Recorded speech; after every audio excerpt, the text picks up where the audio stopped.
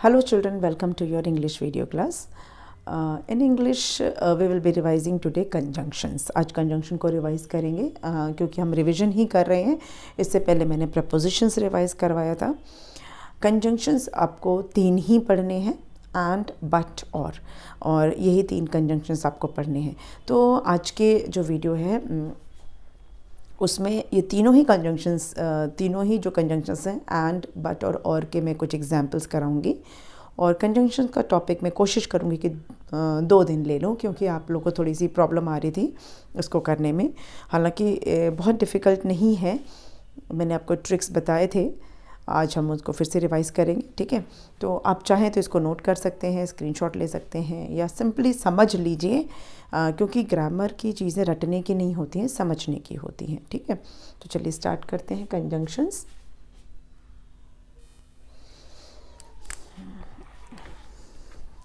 Use and but और and rewrite the sentences. Okay, first one is Anu has a book. Anu has a notebook. अब ये दोनों sentence देखिए, यहाँ भी अनु है, यहाँ भी अनु है, यहाँ भी हैज़ है, यहाँ भी हैज़ है, यहाँ ए है, यहाँ ए है. सिर्फ ये और ये अलग है. तो हम जब एंड का भी यूज़ करते हैं जब हमें 2 सेंटेंसेस को जोड़ना होता है, ठीक है. 2 सेंटेंसेस को जोड़ने के लिए काम आता है. और दोनों सेंटेंस में अगर ऑलमोस्ट सिमिलर चीज़ें हैं तो हम उसको एंड से जोड़ते हैं. जैसे कि अनु हैज़ अ, दोनों में कॉमन है तो हम रिपीट ही तो कर रहे हैं ना. Anu has a book, Anu has a notebook. तो instead of repeating we can say Anu has a book and notebook. अब इसमें हमने क्या किया, अनु हैज़ अ को एक ही बार लिखा और दूसरी बार हमने उसको नहीं लिखा. Anu has a book and notebook. Anu has a book and notebook. Sorry, a लगेगा ना, ये अ तो लगेगा. एक बुक है और एक नोटबुक है. Anu has a book and a notebook, full stop. ठीक. नंबर 2 है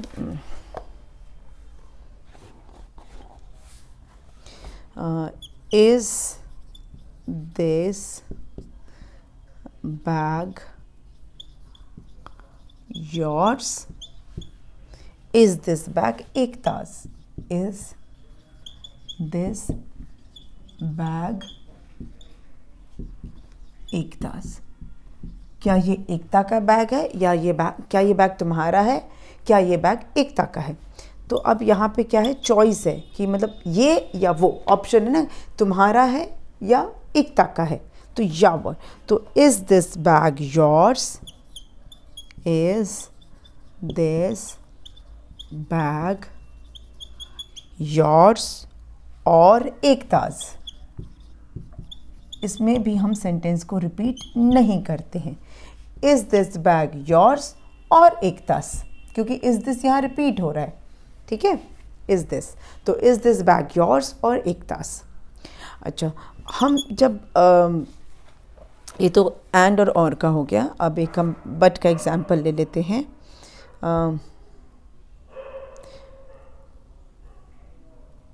the stars are shining. The stars are shining. The moon is behind the clouds. The moon is behind a cloud. ठीक है. अब यहाँ पे क्या है कि the stars are shining, the moon is behind the cloud. यहाँ पे समथिंग कुछ थोड़ा सा ऑपोजिट टाइप का है कि स्टार्स तो चमक रहे हैं लेकिन मून नहीं चमक रहा है। मून कहाँ पे? क्लाउड के पीछे छिप गया है। Moon is behind the cloud. तो यहाँ पे हम बट लगाएंगे। बट लगाते समय मैक्सिमम टाइम हम दोनों सेंटेंसेस पूरा लिखते हैं, ये डिफरेंस है। और में हमने दोनों सेंटेंसेस पूरे नहीं लिखे हैं, एंड में भी हमने दोनों सेंटेंस पूरे नहीं लिखे हैं, लेकिन बट में हम लिखते हैं the stars are shining but the moon is behind a cloud। अब आपने देखा होगा द स्टार्स आर शाइनिंग, हमने पूरा सेंटेंस लिया, फिर बट लगाया और फिर the moon is behind a cloud, ये पूरा हमने लिया है ना।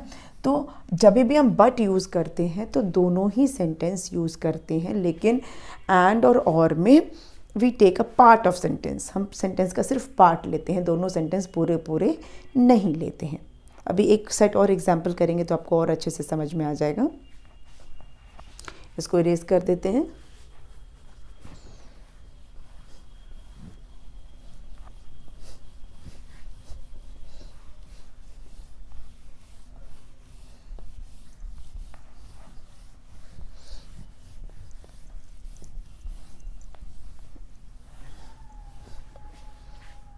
चलिए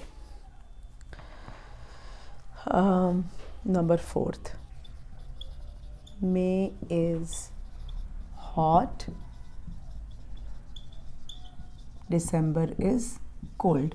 अब यहाँ पे दो ऑपोजिट चीज़ें, हॉट और कोल्ड, तो जनरली हम बट यूज़ करेंगे, है ना। जब भी ऑपोजिट होता है तो हम बट यूज़ करते हैं। मे इज़ हॉट, ठीक है, बट दिसंबर इज़ कोल्ड।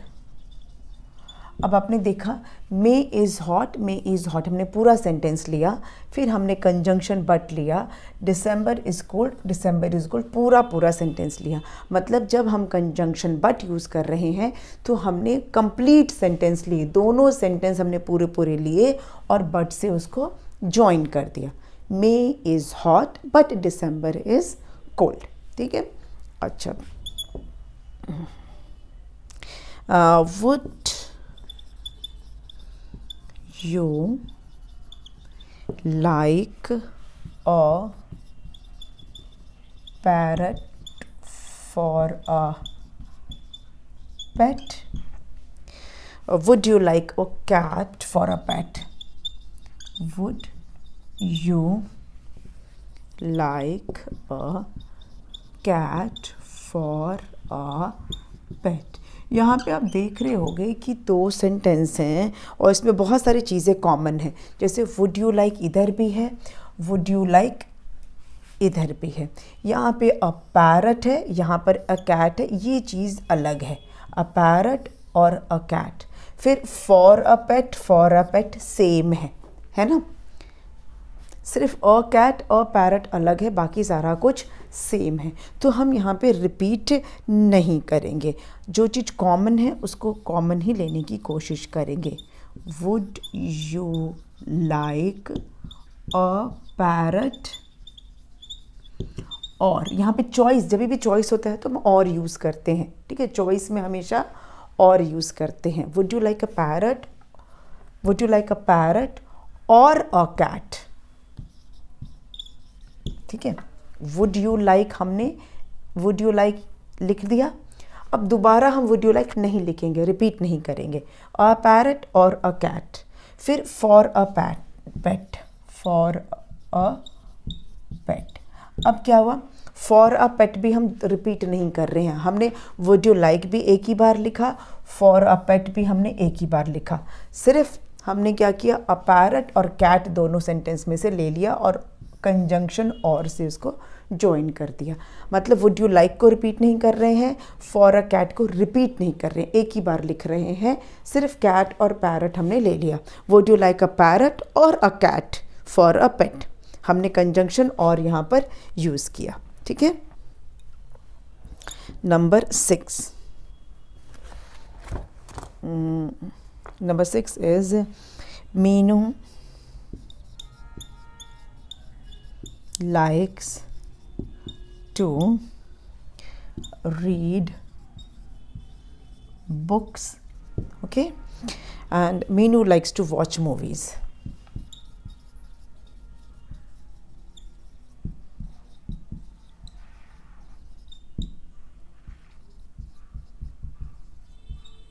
अब आप यहाँ देखेंगे सेंटेंस में कॉमन चीज़ें कौन कौन सी हैं। Meenu likes to, Meenu likes to, ये दोनों कॉमन है, ठीक है। क्या कॉमन नहीं है? रीड बुक, वॉच मूवीज़, ठीक है। तो हम क्या करेंगे, जो चीज़ कॉमन है उसको दो बार हम नहीं लिखेंगे। तो हम यहाँ लिखेंगे Meenu likes to read books and watch movies.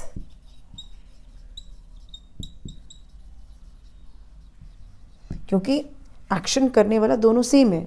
Meenu को बुक पढ़ना अच्छा लगता है और मूवीज़ देखना, एंड ये वो ऑप्शन वाला और नहीं, हिंदी में जो और होता है, एंड वॉच मूवीज़, उसको दो चीज़ें पसंद है, reading books and to watch movies. Meenu likes to read books and watch movies. तो हमने एंड कंजंक्शन के साथ इसको जोड़ा। आप चाहें तो उसको नोट कर सकते हैं प्रैक्टिस के लिए, या आप पॉज करके वीडियो उसको थोड़ा सा समझ सकते हैं, ठीक है। चलिए आगे बढ़ते हैं।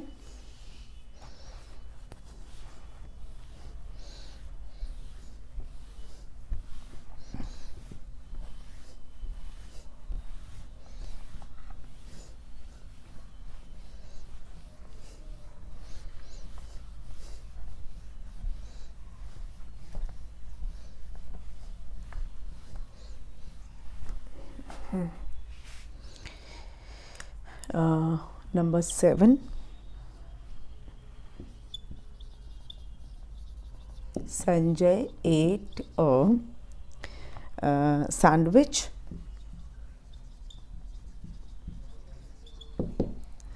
Sanjay ate a pastry. Sanjay ate a pastry. ये दो हमारे हो गए। Sanjay at a sandwich, Sanjay at a pastry. अब यहाँ पर संजय एट ये कॉमन है, मतलब संजय ने सैंडविच खाया, संजय ने पेस्ट्री खाया। हमने ये बोला संजय ने सैंडविच खाया, संजय ने पेस्ट्री खाया। तो हम एक साथ भी तो बोल सकते हैं ना कि संजय ने सैंडविच और पेस्ट्री खाया, संजय ने सैंडविच और पेस्ट्री खाया, है ना। Instead of saying Sanjay 2 times, we can say Sanjay ate a sandwich and a pastry. Sanjay ने एक सैंडविच खाया और संजय ने एक सैंडविच और एक पेस्ट्री खाया। नंबर 8,